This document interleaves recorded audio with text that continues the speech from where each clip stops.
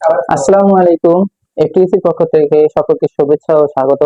আজকে আমরা circuit one, electrical circuit one এর প্রথম অধ্যায় নিয়ে আলোচনা করব। প্রথম অধ্যায়ের নাম হলো সার্কিট প্যারামিটার। দেখতে পাচ্ছ, সার্কিট প্যারামিটার্স। সার্কিট প্যারামিটার্স কি, এটাকে আমাদেরকে জানতে হবে।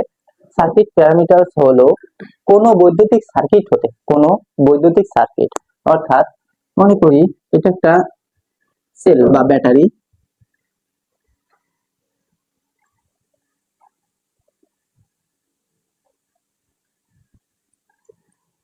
সেল বা ব্যাটারি, এখান থেকে যদি আমরা বৈদ্যুতিক সাপ্লাই দেই তাহলে এই বাতিটা জ্বলে উঠবে এবং আলোক রশ্মি দিবে। অর্থাৎ এই সার্কিট থেকে আমরা বাস্তবিকভাবে কি পাচ্ছি? আলোক পাচ্ছি বা আলো পাচ্ছি। অর্থাৎ কোন সার্কিট হতে, অর্থাৎ কোন সার্কিট হতে বাস্তবে কোন আউটপুট পাওয়ার জন্য কোন সার্কিটে যে সকল উপাদান ব্যবহার করা হয় তাকে সার্কিট প্যারামিটারস বলে।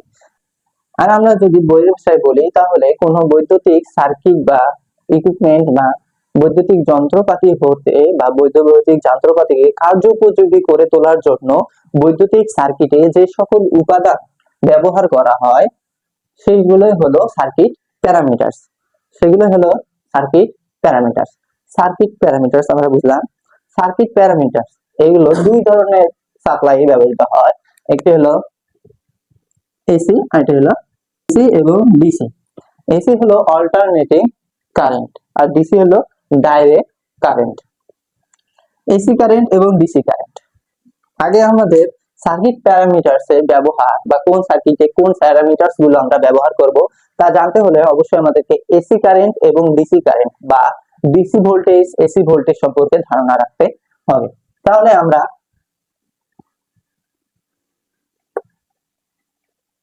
এসি এবং ডিসি সম্পর্কে ধারণা, এসি কারেন্ট বা ডিসি কারেন্ট, আগে আমরা ডিসি সম্পর্কে ধারণা নেই। মনে হচ্ছে একটা গ্রাফ।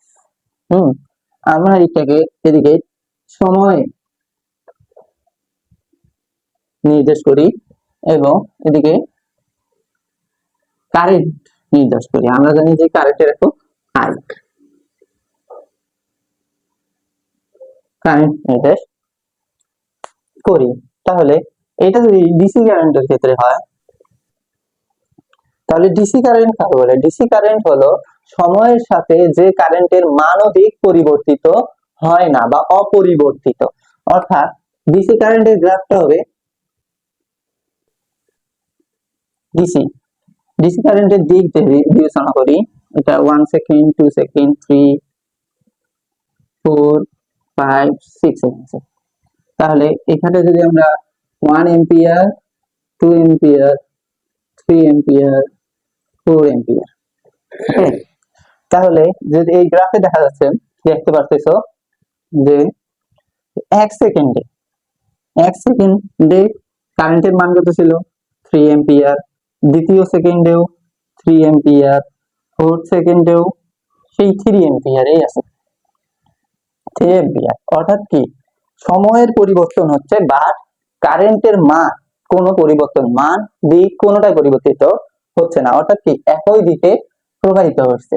অর্থাৎ ডিসি কারেন্ট, তাহলে আমরা এই গ্রাফ থেকে বলতে পারি যে যে কারেন্ট সময়ের সাথে, যে কারেন্ট সময়ের সাথে মান দিক এর মান এবং দিক অপরিবর্তিত, যে কারেন্টের মান ও দিক, বা দেখতে পারো যে কারেন্টের মান ও দিক সময়ের সাথে অপরিবর্তিত বা পরিবর্তিত হয় না, তাকে ডিসি কারেন্ট বলে। এখন আমরা যদি এসি কারেন্টের graph, AC current, AC current এই জিরো রয়েছে, এই টাইম 1, 2, 3, 4, 5, এটি এটা আই। তাহলে দেখো এইখান থেকে যায়, তাহলে 0 সেকেন্ডে, 0 সেকেন্ডের মান ছিল 0, কারেন্টের মান -1, -2।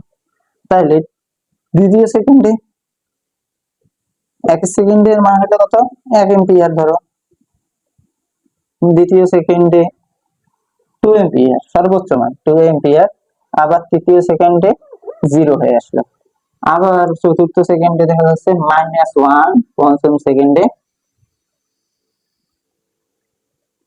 মাইনাস, চতুর্থ সেকেন্ডে -2। তাহলে এসি কারেন্টের ক্ষেত্রে কি, এসি কারেন্টের ক্ষেত্রে কি বলছিলাম, যে যে কারেন্টের মান ও দিক সময়ের সাথে পরিবর্তিত হয় তাকে এসি কারেন্ট বলে।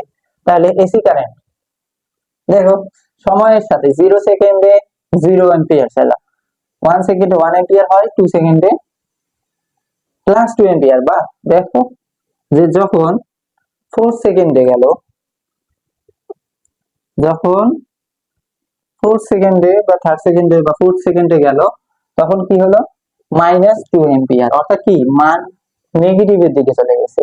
অর্থাৎ কি হচ্ছে, যে 0 সেকেন্ডে +0, দ্বিতীয় সেকেন্ডে থাকছে +2, আর 4th সেকেন্ডে -2 এম্পিয়ার।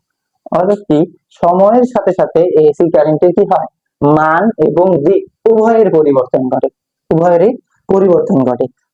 তাহলে বুঝতে পারছো যে ডিসি কারেন্ট কি, ডিসি কারেন্ট হলো সময়ের সাথে যে কারেন্টের মান দিক পরিবর্তিত নয় বা অপরিবর্তনীয় বা অপরিবর্তিত তাকে ডিসি কারেন্ট, আর এসি কারেন্ট কাকে বলে, যে কারেন্টের মান ও দিক সময়ের সাথে পরিবর্তিত হয় তাকে এসি কারেন্ট বলে। অর্থাৎ এসি কারেন্টের ক্ষেত্রে একবার পজিটিভ হাফ সাইকেল, একবার নেগেটিভ হাফ সাইকেল উৎপন্ন হয়। আশা করি বুঝতে পারছো।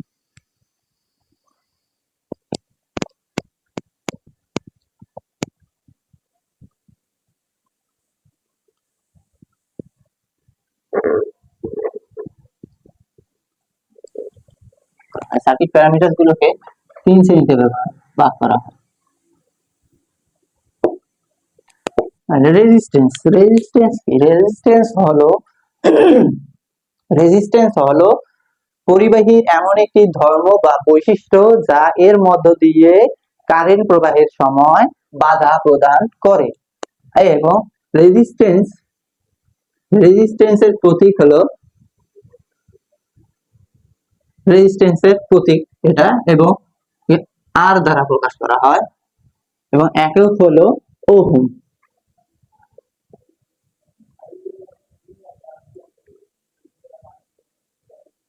ওহম থেকে OHM দ্বারা প্রকাশ করা হয়। তাহলে রেজিস্ট্যান্স কাকে বলে, রেজিস্ট্যান্স হলো এবং পরিবাহীর এমন একটি ধর্ম বা বৈশিষ্ট্য যা এর মধ্য দিয়ে কারেন্ট প্রবাহের সময় বাধা প্রদান করে। আর এক প্রতীক হলো এটা, আর দ্বারা প্রকাশ করা হয়, আর একক হলো ওহম।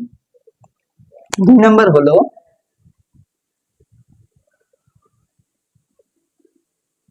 ইন্ডাকটেন্স।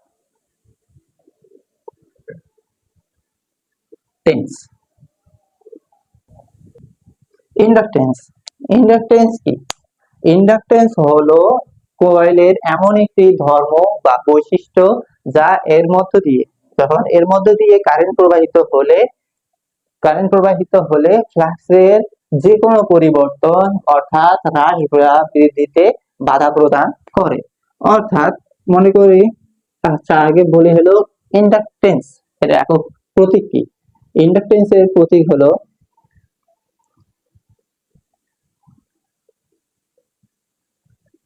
ইন্ডাকটেন্সের প্রতীক, ইন্ডাকটেন্সকে এল দ্বারা প্রকাশ করা হয়, এবং একক হলো হেনরি। এর একক হলো হেনরি,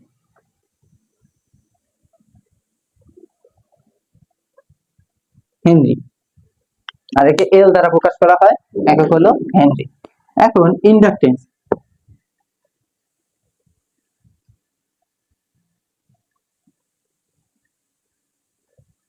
এটা একটা ইন্ডাকটেন্স। এখানে যদি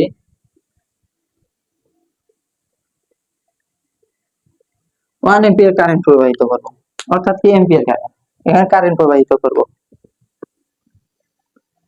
এর মধ্যে দিয়ে যখন কারেন্ট প্রবাহিত হবে তখন এর আশপাশে ফ্লাক্সের উৎপাদন হবে চারদিকে, চতুর্দিকে ফ্লাক্স উৎপন্ন হয়। তাহলে এই ফ্লাক্সের হ্রাস বৃদ্ধিতে যা বাধা প্রদান করে, এই এর যে ধর্মটা এই ফ্লাক্সের হ্রাস বৃদ্ধিতে বাধা প্রদান করে সেটা হলো ইন্ডাকটেন্স। অর্থাৎ এটা বলতে পারি ইন্ডাকটেন্স হলো কয়েলের এমন একটি বৈশিষ্ট্য বা ধর্ম যা এর চতুর্দিকে ফ্লাক্সের হ্রাস বা বৃদ্ধিতে বাধা প্রদান করে। এরপর 3 নম্বরে হলো ক্যাপাসিটেন্স।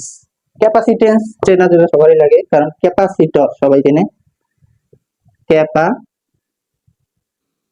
ক্যাপাসিটেন্স ক্যাপাসিটেন্স ক্যাপাসিটেন্সের প্রতীক হলো এটা। ক্যাপাসিটেন্সের প্রতীক হলো এটা। ক্যাপাসিটেন্সকে সি দ্বারা প্রকাশ করা হয়। আচ্ছা, সুন্দর করে দেই।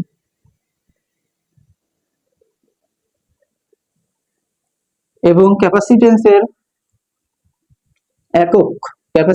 একক হলো মাইক্রোফ্যারাড বা ফ্যারাড। ফ্যারাড বা মাইক্রোফ্যারাড। ফ্যারাড বা মাইক্রোফ্যারাড। ফ্যারাড বা মাইক্রোফ্যারাড, আর এটাকে মাইক্রো বলা হয়।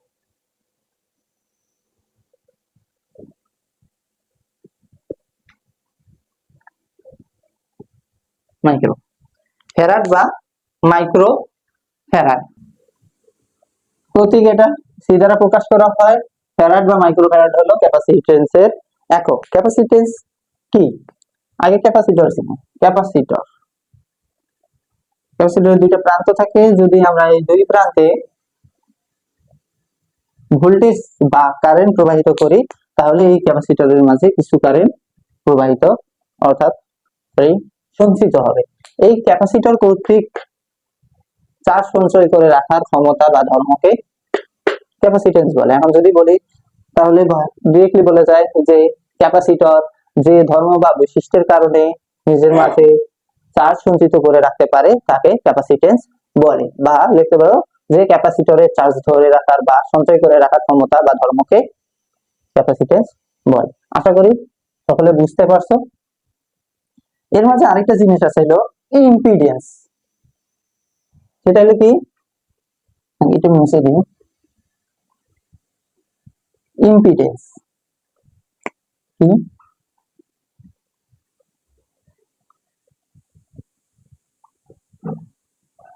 ইম্পিডেন্স কি? ইম্পিডেন্স হলো এসি সার্কিটের ক্ষেত্রে ব্যবহৃত হয়। কি?